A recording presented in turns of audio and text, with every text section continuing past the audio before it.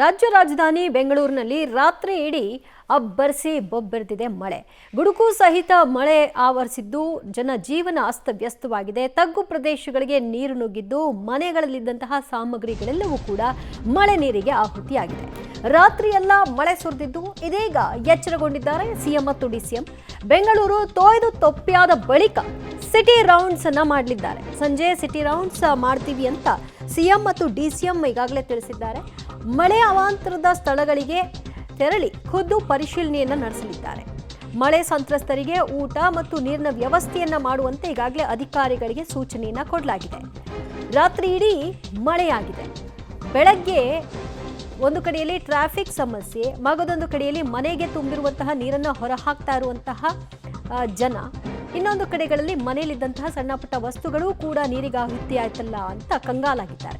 ಇದರ ನಡುವೆ ಈಗ ಸಿಟಿ ರೌಂಡ್ಸ್ ಹೋಗ್ತಾರೆ. ಸಿಟಿ ರೌಂಡ್ಸ್ ಹೋದ ನಂತರದಲ್ಲಿ ಪರಿಶೀಲನೆ ನಡೆಸಿ ನಂತರದ ವ್ಯವಸ್ಥೆಗಳ ಕುರಿತಾಗಿ ಸಿಎಂ ಮತ್ತು ಡಿಸಿಎಂ ಮಾತನಾಡ್ತಾರೆ.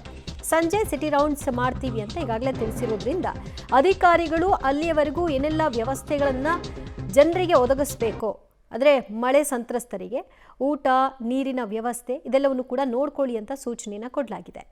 ಸಾಮಾನ್ಯವಾಗಿ ಮಳೆ ಆದಂತಹ ಸಂದರ್ಭದಲ್ಲಿ ಸಿಟಿ ರೌಂಡ್ಸ್ ಹೋಗ್ತಾರೆ. ಎಲ್ಲೆಲ್ಲಿ ಏನೇನಾಗಿದೆ ಅನ್ನೋದ್ರ ಬಗ್ಗೆ ಖುದ್ದು ಪರಿಶೀಲನೆ ನಡೆಸ್ತಾರೆ. ಅಧಿಕಾರಿಗಳಿಗೆ ಏನು ಮಾಡಬೇಕು ಅಂತ ಸೂಚನೆಯನ್ನು ಕೊಡ್ತಾರೆ. ಮಳೆ ಬರೋದಕ್ಕೂ ಮೊದಲು ಮಾಡ್ಕೊಳ್ಬೇಕಾಗಿದ್ದಂತಹ ವ್ಯವಸ್ಥೆಯನ್ನು ಮಳೆ ಬಂದ ನಂತರದಲ್ಲಿ ಸಿಟಿ ರೌಂಡ್ಸ್ ಮಾಡೋ ಮೂಲಕವಾಗಿ ಏನು ಮಾಡ್ಲಿಕ್ಕೆ ಸಾಧ್ಯ, ಎಲ್ಲೆಲ್ಲೇನೇನು ಆಗಿದೆ ಹಾನಿ ಅನ್ನೋದ್ರ ಬಗ್ಗೆ ನೋಡಬಹುದಷ್ಟೇ. ಈಗ ಅದನ್ನು ತಡಿಲಿಕ್ಕೆ ಸಾಧ್ಯನಾ?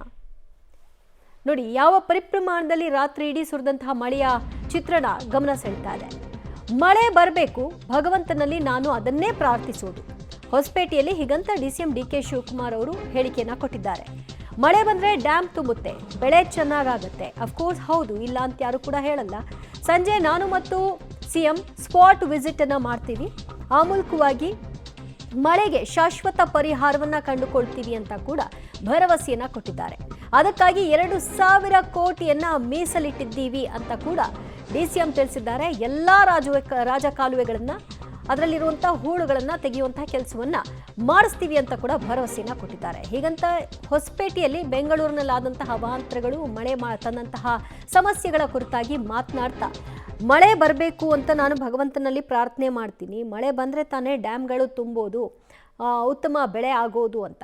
ಖಂಡಿತ ಮಳೆ ಬರಲಿ ಅಂತಲೇ ಎಲ್ಲರೂ ಪ್ರಾರ್ಥಿಸ್ತಾರೆ. ಆದರೆ ಈಗ ಮಳೆಯಿಂದ ಬೆಂಗಳೂರಿನಲ್ಲಿ ಆಗ್ತಾ ಇರುವಂತಹ ಸಮಸ್ಯೆಗಳೇನಿದೆಯಲ್ಲ, ಇದಕ್ಕೆ ಯಾರನ್ನ ಪ್ರಾರ್ಥನೆ ಮಾಡಬೇಕು? ಈಗ ಪರಿಶೀಲನೆ ನಡೆಸ್ತೀವಿ, ಅದಕ್ಕೆ ಪರಿಹಾರವನ್ನು ಕಂಡುಕೊಳ್ತೀವಿ, ರಾಜಕಾಲುವೆಯ ಹೂಳನ್ನು ತೆಗೆಸ್ತೀವಿ ಅಂತ. ಮಳೆ ಬಂದಂಥ ಹೊತ್ತಲ್ಲಿ ಈ ಸಮಸ್ಯೆ ಬರುತ್ತೆ, ರಸ್ತೆಗಳಲ್ಲಿ ನೀರು ನಿಂತ್ಕೊಳ್ಳುತ್ತೆ, ಕೆರೆಯಂತಹ ಪರಿಸ್ಥಿತಿ ನಿರ್ಮಾಣವಾಗುತ್ತೆ. ಅದಕ್ಕೂ ಮುಂಚಿತವಾಗಿಯೇ ರಾಜಕಾಲುವೆಯಲ್ಲಿ ಹೂಳೆತ್ತುವಂತಹ ಕೆಲಸ, ನೀರು ಸರಾಗವಾಗಿ ಹೋಗುವಂತೆ ವ್ಯವಸ್ಥೆ, ಇದೆಲ್ಲವನ್ನು ಮಾಡಬೇಕಾಗಿತ್ತು. ಈಗ ಮಾಡ್ತಾರಂತೆ. ಮಳೆ ಬರಬೇಕು, ನಾನು ಭಗವಂತನಲ್ಲಿ ಮಳೆ ಬರಲಿ ಅಂತಲೇ ಪ್ರಾರ್ಥನೆ ಮಾಡೋನು. ಹೆಚ್ಚಿಗೆ ಮಳೆ ಬಂದಷ್ಟು ಸರ್ಕಾರಕ್ಕೆ ಎಷ್ಟು ಲಾಭ ಇದೆ ಅಂತ ನನಗೆ ಗೊತ್ತಿದೆ. ಅದು ನಾನೊಬ್ಬ ಪವರ್ ಮಿನಿಸ್ಟರ್ ಆಗಿದ್ದವನು. ಆ ಮಳೆ ಬಂದರೆ ನಿಮ್ಮ ಡ್ಯಾಮ್ ತುಂಬಿದ್ರೆ ರೈತರ ಸಮಸ್ಯೆ ಎಷ್ಟಾಗ್ತಿದೆ ಅಂತ. ಇವತ್ತವರೆಗೂ ಒಂದೇ ಒಂದು ಸಣ್ಣ ಇನ್ಸಿಡೆಂಟ್, ಒಂದು ಡೆತ್ ಬಗ್ಗೆ ನನಗೊಂದು ಮಾಹಿತಿ ಇದೆ. ನಾನು ನಿನ್ನೆ ರಾತ್ರಿ ಬಂದೆ. ನಿನ್ನೆ ರಾತ್ರಿ ಕೂಡ ಮಳೆ ಬಂತು, ಎಲ್ಲೂ ಏನು ಯಾವ ಆಘಾತನೂ ಆಗಿಲ್ಲ. ಇವತ್ತು ಕೂಡ ಏನಂತ ಎಲ್ಲ ಕೂಡ ಈಗಾಗಲೇ ನಮ್ಮ ಅಧಿಕಾರಿಗಳು ವಾರ್ ಫುಟ್ಟಲ್ಲಿ ಇದ್ದಾರೆ. ಕೆಲವು ಜಾಗದಲ್ಲಿ ಮಳೆ ಬಂದಾಗ ಪರ್ಮನೆಂಟ್ ಆಗೋಂಥದ್ದು, ಕೆಲವು ಕೆಳಗಡೆ ಮನೆಗಳು ಕಟ್ಕೊಂಡ ಜಾಗಗಳಿದೆ. ಈಗ ನಾನು ಮುಖ್ಯಮಂತ್ರಿಗಳು ಇದಾದ ಮೇಲೆ ನಾನು ಮುಖ್ಯಮಂತ್ರಿಗಳ ಹತ್ರ ಮಾತಾಡಿದ್ದೀನಿ. ನಾನು ಇಲ್ಲೇ ಇರಬೇಕು ಅಂತ ಬಂದಿದ್ದೆ. ನಾನು ಇಲ್ಲೇ ಬಂದು ವಾಸ್ತವ ಉಡಬೇಕು ಅಂತೇಳಿ ನನ್ನ ಟ್ರಂಕು, ಬಟ್ಟೆ ಬರೀ ಎಲ್ಲ ತೊಗೊಂಡು ಬಂದುಬಿಟ್ಟಿದ್ದೆ. ಈಗ ನಾನು ವಾಪಸ್ ಹೋಗ್ತಾ ಇದ್ದೀನಿ. ಈಗ ಹೋಗ್ತಾ ಇದ್ದೀನಿ.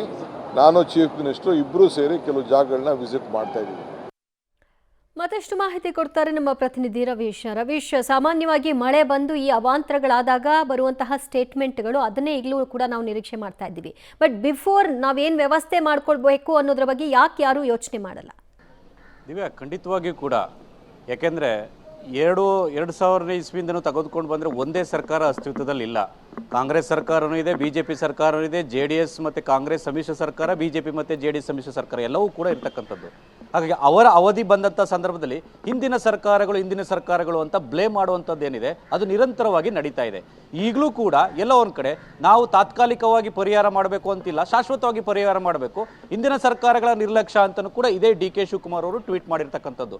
ಹಾಗಾಗಿ ಜವಾಬ್ದಾರಿಯುತ ಸ್ಥಾನದಲ್ಲಿರ್ತಕ್ಕಂಥವ್ರು ಈ ರೀತಿಯ ಹೇಳಿಕೆಗಳನ್ನು ಮತ್ತು ಟ್ವೀಟ್ ಮಾಡುವಂಥ ಸಂದರ್ಭದಲ್ಲಿ ಒಂದು ರೀತಿಯಲ್ಲಿ ಜವಾಬ್ದಾರಿಯನ್ನು ಅರಿತುಕೊಳ್ಬೇಕಾಗತ್ತೆ. ಯಾಕೆಂದರೆ ಇದು ನೆನ್ನೆ ಮೊನ್ನೆ ಸಮಸ್ಯೆ ಅಲ್ಲ. ಅಂದರೆ ಮಾನ್ಯತಾ ಟೆಕ್ ಪಾರ್ಕ್ ಆಗಿರ್ಬೋದು, ಬಾಗ್ಲೂರು, ಹೆಣ್ಣೂರು, ಸಾಯಿ ಲೇಔಟು, ಕೋರಮಂಗಲ, ಅಂದರೆ ಬೆಂಗಳೂರಿನಾದ್ಯಂತ ಎಲ್ಲೆಲ್ಲಿ ಮಳೆಯ ಹಾನಿ ಪ್ರದೇಶಗಳಿರ್ತಾವೋ ಅವು ಕಳೆದ 15-20 ವರ್ಷಗಳಿಂದಲೂ ಕೂಡ ಒಂದು ರೀತಿಯಲ್ಲಿ ಗುರುತಿಸಲ್ಪಟ್ಟಂಥ ಪ್ರದೇಶಗಳಾಗಿರ್ತವೆ.